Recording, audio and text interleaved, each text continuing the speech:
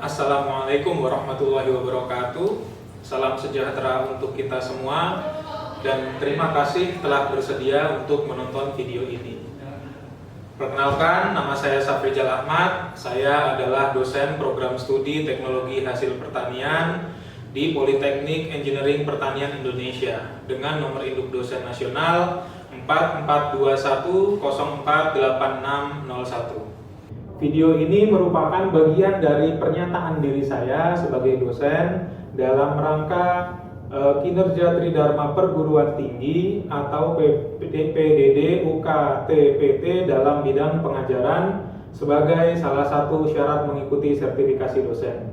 Dalam video ini nantinya akan ditampilkan micro teaching salah satu mata kuliah yang saya ampu, yaitu mata kuliah Fasilitas dan Bangunan Penyimpanan. Mata kuliah ini merupakan mata kuliah program studi yang memiliki bobot 3 SKS, 1 SKS teori dan 2 SKS praktik, dan ditawarkan pada semester ganjil untuk mahasiswa semester 5. Mata kuliah Fasilitas dan Bangunan Penyimpanan ini relevan dengan bidang kepakaran atau keahlian saya yang terkait dengan sistem rantai nilai dalam industri pertanian, khususnya di pedesaan. Mata kuliah ini terdiri dari 16 kali pertemuan yang terdiri dari 14 kali pertemuan materi tatap muka dan 2 kali pertemuan untuk ujian tengah semester dan ujian akhir semester. Kemudian pelaksanaan kegiatan perkuliahan sendiri dilaksanakan dengan pertemuan secara sinkronus atau offline dengan tatap muka langsung. Untuk pendekatan pembelajarannya, saya menggunakan metode ceramah yang dikombinasikan dengan diskusi antara dosen dan mahasiswa. Untuk penilaian mahasiswa, komponen yang dinilai adalah tugas, UTS, dan UAS dengan bobot masing-masing 30% untuk penugasan, 30% untuk ujian tengah semester, dan 40% untuk UAS. Penugasan yang saya berikan kepada mahasiswa dilakukan secara individu maupun secara kelompok. Kemudian pada video yang nanti ditampilkan merupakan video micro teaching untuk pembelajaran pada pertemuan ke-6, di mana tujuan pembelajaran pada pertemuan tersebut adalah mahasiswa diharapkan mampu menjelaskan tentang fasilitas penyimpanan dan distribusi pada komoditas tanaman pangan dan hortikultura. Bahan ajar yang saya gunakan antara lain adalah bacaan dari buku dengan judul Fruit and Vegetables Harvesting, Handling and Storage serta Warehouse Management yang dikombinasikan dengan pengalaman-pengalaman lapang yang selama ini saya lakukan. Pada video pembelajaran yang ditampilkan nanti akan menampilkan ketiga kegiatan. Yang pertama adalah kegiatan awal yang berisi bagaimana dosen membuka perkuliahan dan menyampaikan tujuan dari pembelajaran. Kemudian dilanjutkan dengan kegiatan inti yang berisi pemaparan materi serta kegiatan tanya jawab maupun diskusi, serta diakhiri dengan kegiatan penutup yang berisi konfirmasi, evaluasi, penyimpulan materi yang dipelajari dan penyampaian materi pada pertemuan berikutnya, serta salam penutup. Selamat menyaksikan video tersebut.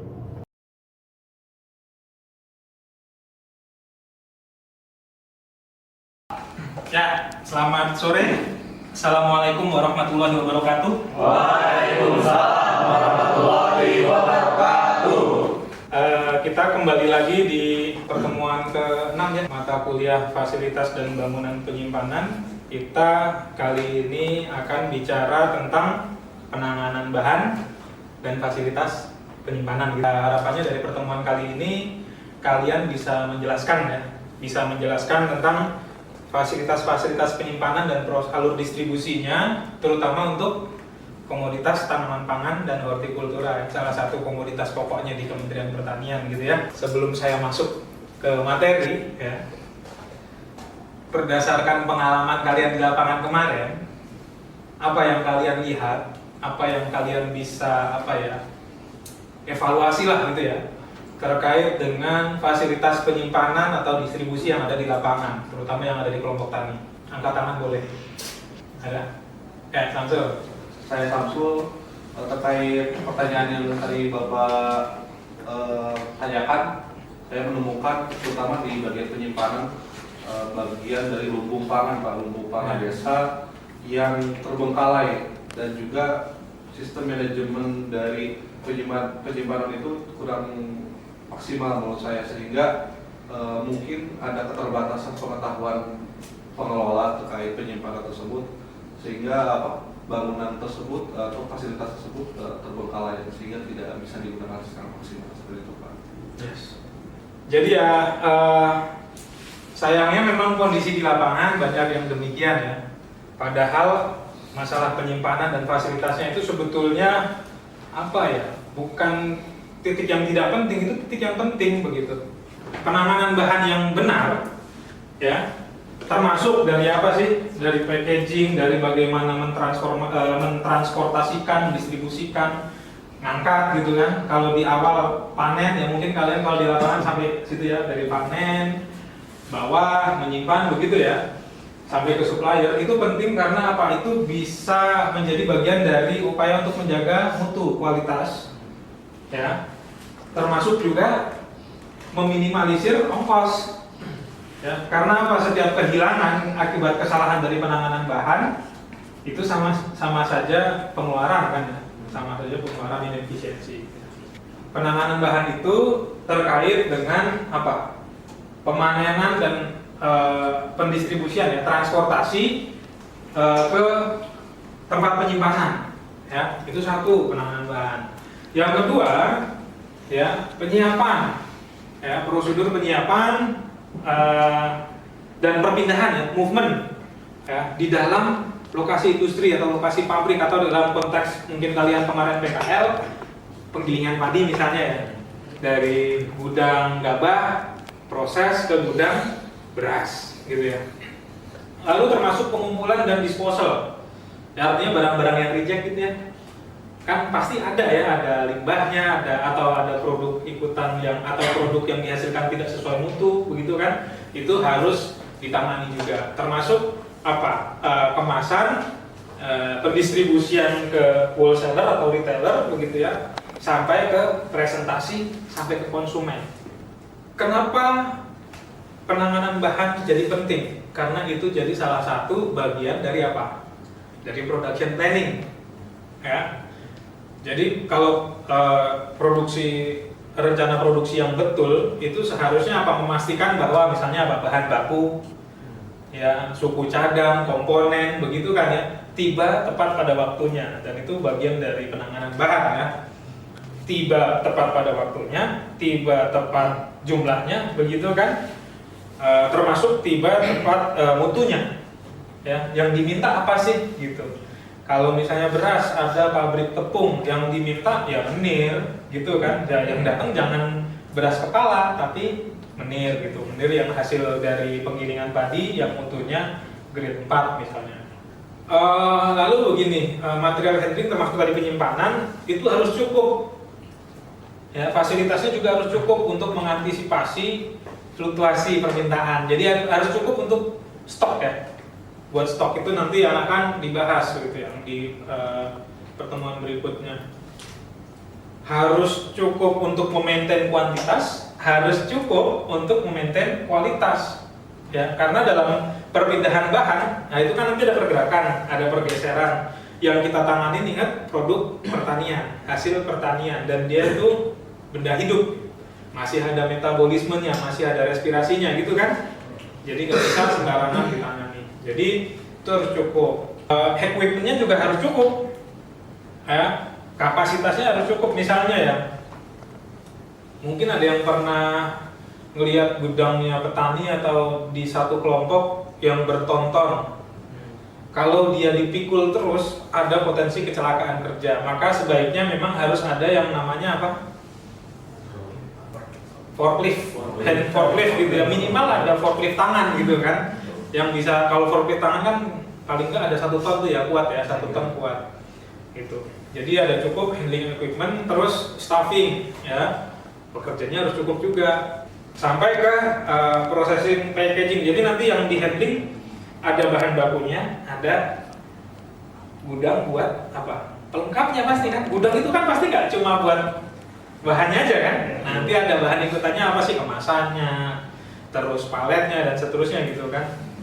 Keuntungannya kalau kita menangani bahan dengan benar ya, pertama ya, kita bisa mengoptimalkan space, ruang, Kalau kita naruhnya meletakkannya berantakan, ya ruang kita bisa tercecer, ruang kita bisa tidak digunakan secara optimal.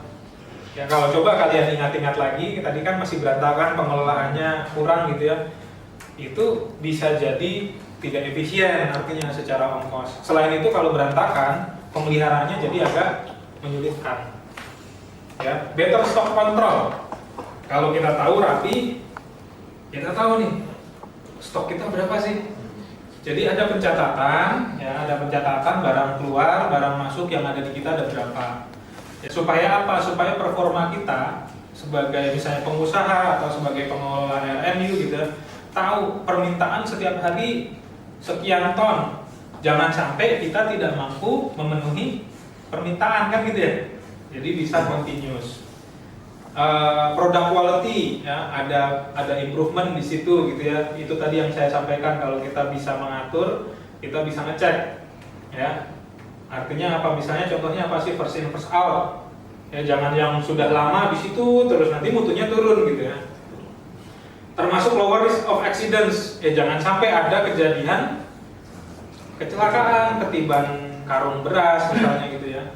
Metodenya macam-macam gitu ya. Misalnya menempatkan materi yang fast moving di dekat pintu misalnya gitu ya, supaya nggak ganggu gitu ya. Atau misalnya penggunaan tadi equipment ya, atau misalnya supaya nggak bolak-balik dalam jumlah yang besar begitu ya, bulk gitu ya. Nah itu beberapa metodenya. Penyimpanannya bagaimana? Ya kalau untuk di tanaman pangan sih yang kita tahu nyimpennya di gudang biasa ya. Di gudang, kalau dulu kita kenal yang namanya barn atau lumbung atau ada rumah khusus ya kalau di adat gitu ya. Mungkin kalau di Banten masih ada ya, di Baduy gitu ya. Luit ya, kalau di Sunda luit gitu ya. Ada barn, ada silo. Silo kita mungkin kalau di jagung banyak ya, terutama yang industri pakan yang bentuknya drum besar itu silo, nanti dia bulk gitu kan. Ada kalau lubang kita jarang, kita gali, kita tanam gitu, mungkin itu yang umbi-umbian ya. Termasuk yang termodifikasi. Kalau sayur-sayuran atau hortikultura biasanya yang apa? Cold storage gitu ya. Kayak kontainer gitu ya. Kontainer karena ya dia harus tertutup. Dia harus ada perlakuan khusus karena itu tadi karakter bahannya berbeda. Nah, karena karakter bahannya berbeda, kita harus paham storage karakteristiknya. Kalau biji-bijian apa sih gitu ya. Pertama, biji-bijian fungsinya apa sih? Kalau di kasus kita beras itu makanan pokok, itu pasti fast moving gitu kan? Gitu. Jadi itu bisa jadi kita masuk 1 ton hari ini langsung sorenya keluar 1 ton, sangat mungkin begitu ya. Jadi kalau buat biji-bijian ya harus bisa diakses pada waktu yang dibutuhkan begitu ya, dengan jumlah yang cukup. Lalu yang penting juga menjaga apa? Menjaga mutunya. Itu tadi kalau yang di horti ada cold storage. Ya kan, ada cold storage. Karena apa? Karakternya beda. Kalau biji-bijian kebanyakan apa? Starch. Iya kan? Kebanyakan karbo kan? Karbo pati. Kalau horti, buah-buahan sayuran kebanyakan apa kandungannya? Air 1, vitamin 2, apalagi yang makronya, makronutriennya. Protein yang gampang rusak. Ya kan? Atau kacang-kacangan yang banyak lemaknya, protein dan lemak, karakternya beda kan pasti kan? Gitu. Jadi nyimpen beras sama nyimpen buah harusnya beda. Atau nyimpen bawang lah ya, nyimpen bawang harusnya beda. Gitu ya. Jadi itu kita perlu pahami karakter penyimpanannya, lalu bagaimana menanganinya. Ya, kalau beras mungkin bisa dicurah. Kalau buah bagaimana menghandlenya begitu kan? Ya nanti kalian kalau kesempatan TH adalah kayak memikirkan ketika kalian merancang sesuatu, ini benturannya seperti apa begitu kan? Apakah akan merusak bahan atau tidak gitu kan? Nah itu nanti kalian akan alami. Ya jadi karakteristik tempat penyimpanan harus disesuaikan dengan karakter bahan yang disimpan. Termasuk apa yang kalau di biji-bijian yang paling penting apa? Kadar air. Kadar penyimpanan beras berapa sih? Berapa persen? 14 ya. Nah, standarnya di 14. Ya, itu penting untuk dijaga. Kenapa harus dijaga segitu?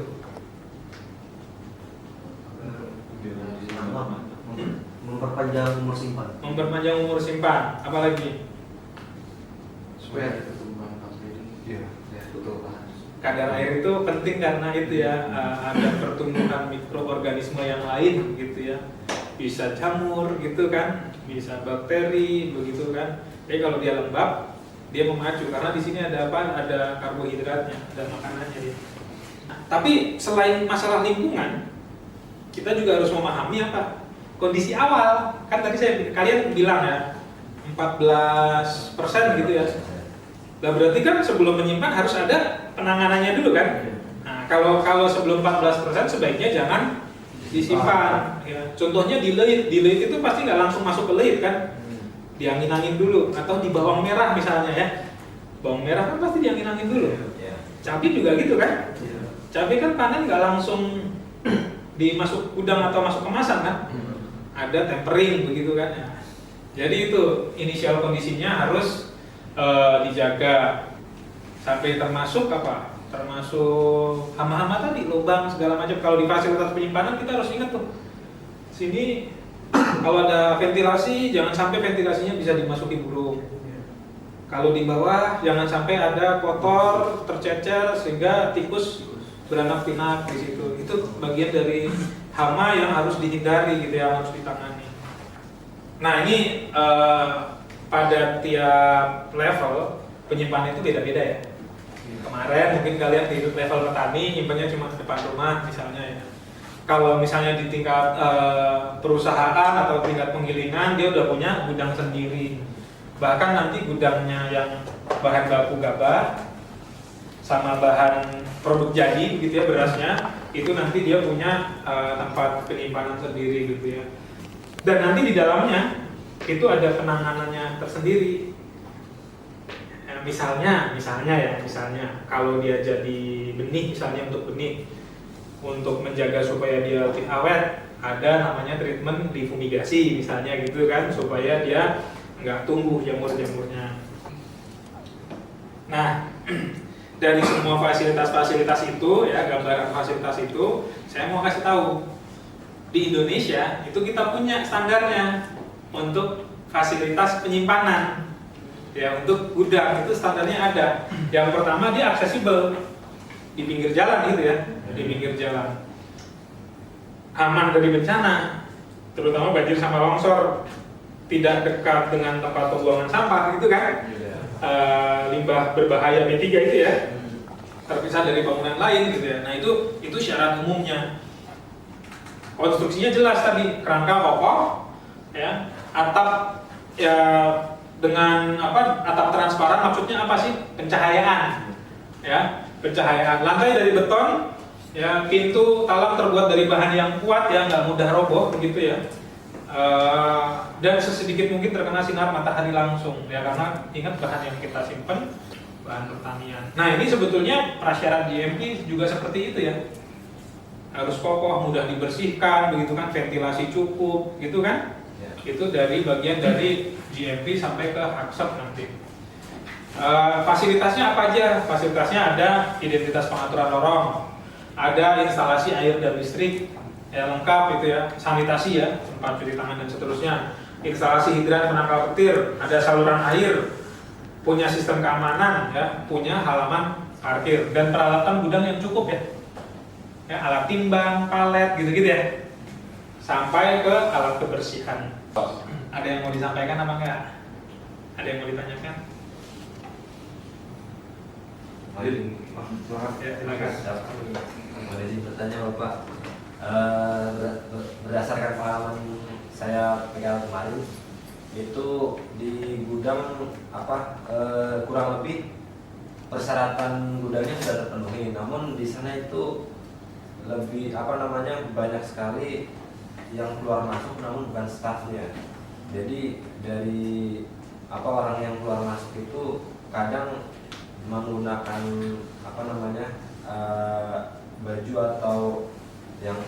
atau sepatu yang kotor dan masuk di situ. Kadang karena posisi gudangnya itu samping sawah, jadi banyak sekali ulat-ulat pada saat musim ulat itu banyak yang masuk ke situ. Itu apa namanya bagaimana cara mengatasi itu Pak?